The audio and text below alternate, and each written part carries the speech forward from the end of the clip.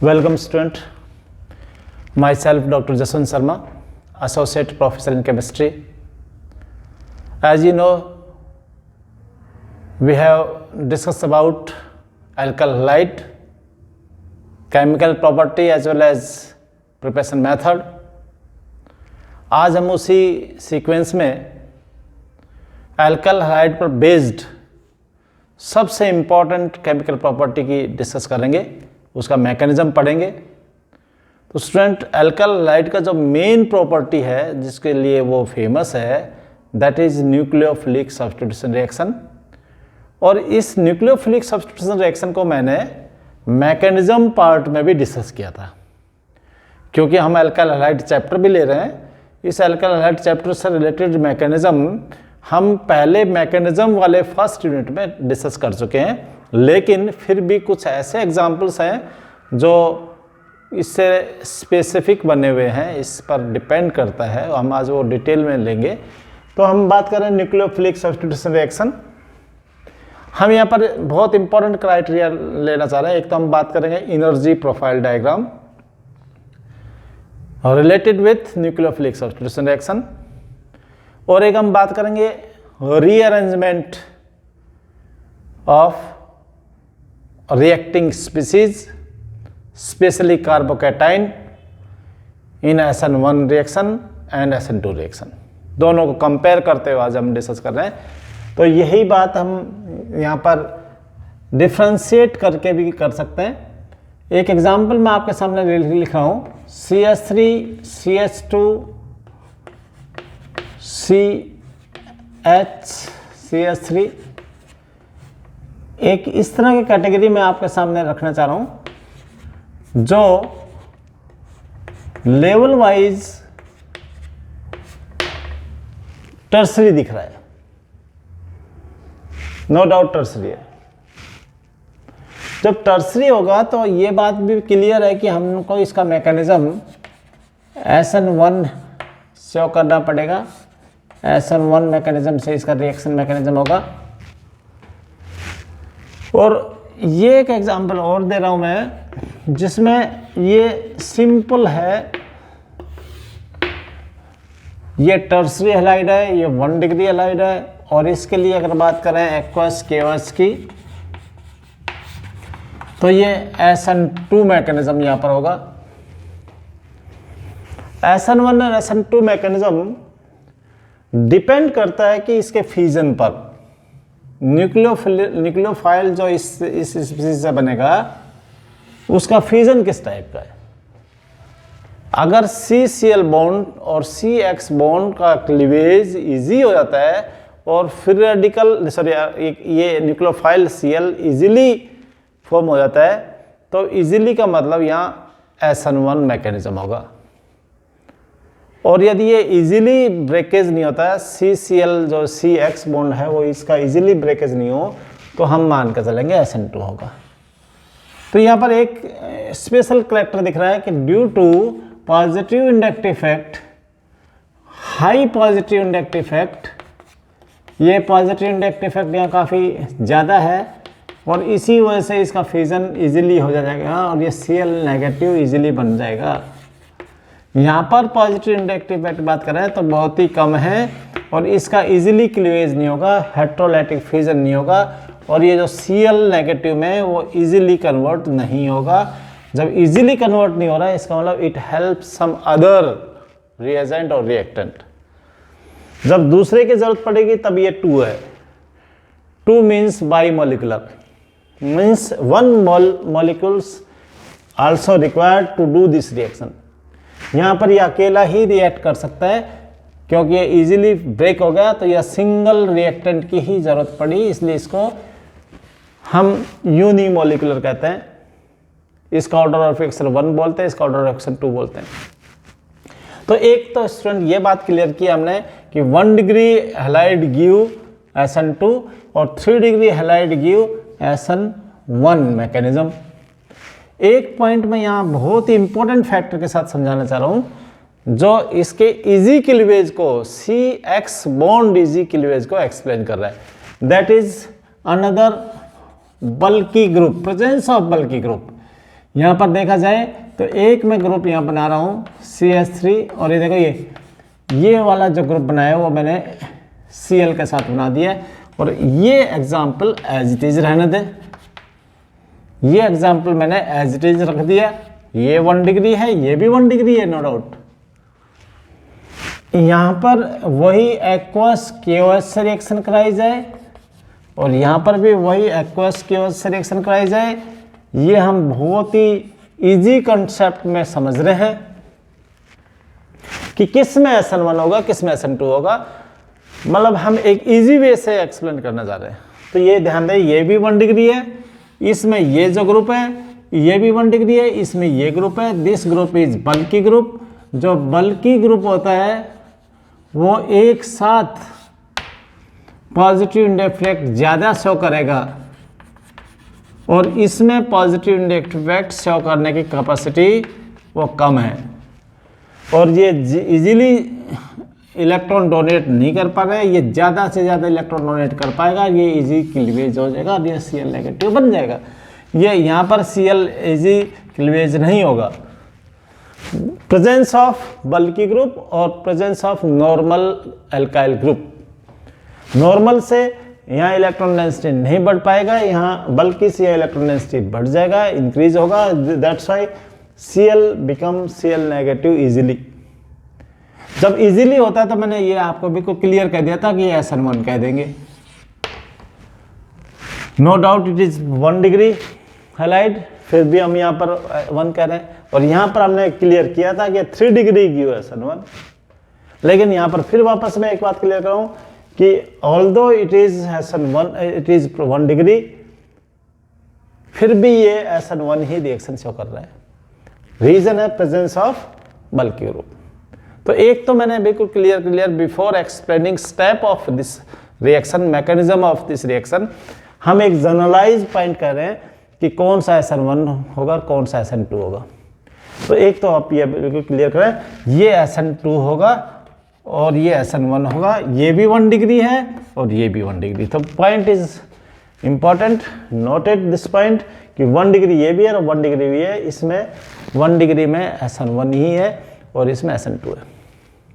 अब हम बात करेंगे other comparative important points, other points which can differentiate और विच डिफ्रेंशिएट SN1 एंड SN2। तो उन पॉइंट्स को मैं फिर वापस से डिस्कस कर रहा हूँ। तो ये एग्जाम्पल आप ले लें। तो ये यहाँ एक और चीज़ मैं एक्सप्लेन करना चाह रहा था कि whenever 1 degree halide have bulky group containing bulky group, there will be a rearrangement in the carbocation. और रीअरेंजमेंट भी होगा उस कार्बोकैटाइन में यदि बल्की ग्रुप कंटेनिंग 1 डिग्री हैलाइड है तो उसमें कार्बोकैटाइन बनेगा, उसमें रीअरेंजमेंट होगा। उसके बाद वो स्टेबिलिटी वाइज नेक्स्ट प्रोडक्ट बनेगा। वो मैं एग्जांपल अभी आपके सामने ले रहा हूँ। तो देखें जरा SN1 के एक मैकेनिज्म हम यहाँ पर और SN2 का जो मैकेनिज्म हम यहाँ पर लेने जा रहे हैं, स्टेप वाइज हम यहाँ क्लियर करेंगे। तो देखें जरा, ये हमने लिया SN1 का एग्जांपल, टर्सरी पहले लेकर चल रहे हैं, साथ में हमने एक्वस KOH ले लिया और प्रोडक्ट हमने बना दिया। ये बहुत ही सिंपल प्रोडक्ट बन चुका है, ये अल्कोहल बन चुका है। जो भी माइनस होना है वो KCl माइनस हो गया। यहाँ पर देखा जाए SN2 की बात कर रहे हैं तो 1 डिग्री और वही एक्वस KOH। रिएक्शन के लिए एक बार प्रोडक्ट तो आप ये इस तरह से लिख लें कि वही अल्कोहल बनना और वही KCl बनना। लेकिन मैकेनिज्म के जो स्टेप्स होंगे these are very important. Mechanism हमने ये पहले भी डिस्कस किया था। स्टेप नंबर फर्स्ट, ये 2 स्टेप में कंप्लीट होती है, वो सिंगल स्टेप में कंप्लीट होता है। तो अपन इसको क्या लिखते हैं, 2 स्टेप्ड मैकेनिज्म। 2 स्टेप्ड मैकेनिज्म है, ये 2 स्टेप्ड मैकेनिज्म है, इसको आपने लिख दिया है। तो फर्स्ट स्टेप में क्या हुआ, heterolytic cleavage of alkyl halide. जो एल्काइल हैलाइड जो भी दे रखा है ये हेट्रोलाइटिक क्लीवेज शो करेगा और कार्बोकैटाइन बनाएगा। और due to presence of high positive inductive effect काफ़ी ज़्यादा है, इसलिए इसका क्लीवेज इजीली हो गया। और ये कार्बोकैटायन बना है वो स्टेबल ही है, टर्सरी है तो ज़्यादा स्टेबल है कार्बोकैटायन, कार्बोनियम आयन कह सकते हैं। इसका स्टेप सेकंड देख लें, इसको हम स्लो स्टेप बोलते हैं। और ये स्टेप सेकंड देखें ज़रा, जो कार्बोकैटायन बना है यहाँ, इस कार्बोकैटायन पर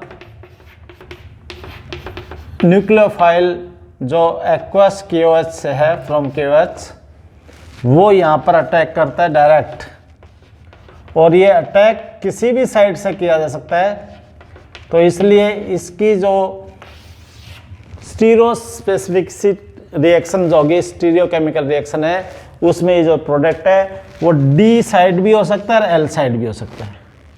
कॉन्फ़िगरेशन इसका किसी भी साइड से अटैच हो सकता है, कहीं भी घूम सकता है, तो इसलिए किसी भी साइड से ये यहाँ पर OH का अटैचमेंट हो सकता है, इसलिए हम इसको कहेंगे D और L, कोई सा भी टाइप का कॉन्फ़िगरेटेड प्रोडक्ट बन सकता है। This is first step.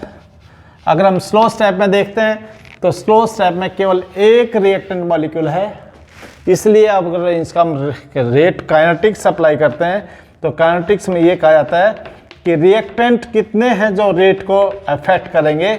तो यहाँ पर केवल एक रिएक्टेंट है जो रेट को अफेक्ट करेगा, रेट जिस पर डिपेंड करेगा, इसलिए इसको हम SN1 कहा है, because rate depend on the concentration of single reactant molecule, तो इसलिए हमने इसको SN1 कह दिया।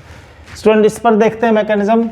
तो मैकेनिज्म ध्यान दें, this is single step mechanism, single step mechanism, step mechanism, इसका दे दिया हमने सिंगल स्टेप है। और इस सिंगल स्टेप को यदि हम एक बार तरीके से समझें तो इसको मैंने इस तरह से अरेंज कर लिया एक बार, और ये जो OH है वो यहाँ पर अटैक करेगा इस कार्बन पर, OH इस तरह से अटैक कर रहा है। क्यों OH फर्स्ट स्टेप में इन्वॉल्व क्यों हो रहा है? तो इसका रीज़न ये कहेंगे कि ये बिना OH के ये ब्रेकेज पॉसिबल ही नहीं है।